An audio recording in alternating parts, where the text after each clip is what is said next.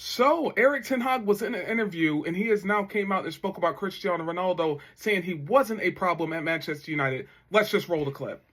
For me, it's no problem. He was never the problem, and it's. I think that's the past. I think it was what happened is the past, and after that we won 2 trophies at Manchester United. I wish him all the best for the future, and I wish him the best of.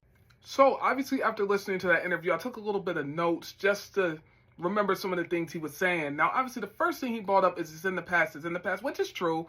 It was almost 3 years ago, but it isn't going to discredit from the fact of all the shenanigans and things that happened behind the scenes when Ronaldo and Ten Hag were having issues at Manchester United.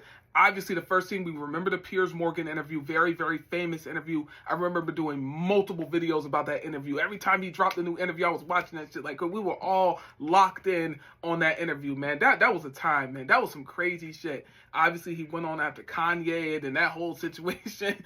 Boy, that was a crazy time. And then Ronaldo obviously went on and he was talking shit, bro. He was talking about Ten Hag. He was coming for people. He did it light, but he was coming for people. He was talking about Ten Hag.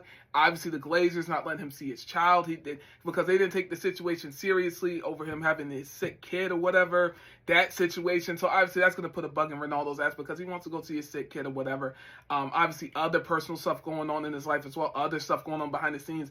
So then also he's getting into it with Ten Hag. They're having a difference in mentalities. Obviously, Ten Hag coming in, having his philosophy, his mentality. And then you got Ronaldo coming back to Manchester United. Obviously, he probably thinks that Ali was still going to be there, but Ali ended up getting sacked because he sucked so bad. The results just were not there for Ali. He ended up going. Then I think, Ragnick came in, and then he did his little stuff. And then Ten Hag came in, and then it just snowballed effect. And then that's when Ronaldo ended up leaving at the middle of that 2022 season. They ripped up the contract or whatever. Obviously, after that Piers Morgan interview, it was a wrap. After that, they terminated. Well, they mutually agreed. But when they say we mutually agreed, that means something was signed. Yeah, we're going to terminate the contract. We're going to do it. We'll pay you out or whatever. We'll pay you what you need to be paid to just get you up out of here. But obviously, the main reasons, because I looked it up. Let's go back to the past. Why did Ronaldo and Ten Hag have issues? Differing philosophies on team standards and mentalities. So yes, the mentality. Obviously, Ronaldo's mentality is going to be, well, I've won all this stuff. I'm here to win. I'm here to see Manchester United succeed. I want this team to go to the top. Ten Hag coming in, he's a newbie manager, doesn't really have any skin in the game, and he's telling Ronaldo what to do. And Ronaldo's looking at it like he's crazy because Ten Hag hasn't won Champions Leagues and Premier Leagues. So Cristiano Ronaldo is looking at him like he's crazy. And plus, him coming in with all these new rules, these new policies, all these little things. Because it even says on here that him and Ronaldo had issues against Ronaldo wearing jewelry, because when he first said players can't wear jewelry, because you know how they do it when managers come in. Oh, you can't be on your phone. Oh, you can't do certain things. Because Ronaldo talked about that as well, how a lot of the young players are on their phones, not really taking it seriously. He's there to win. Ronaldo's mentality is different.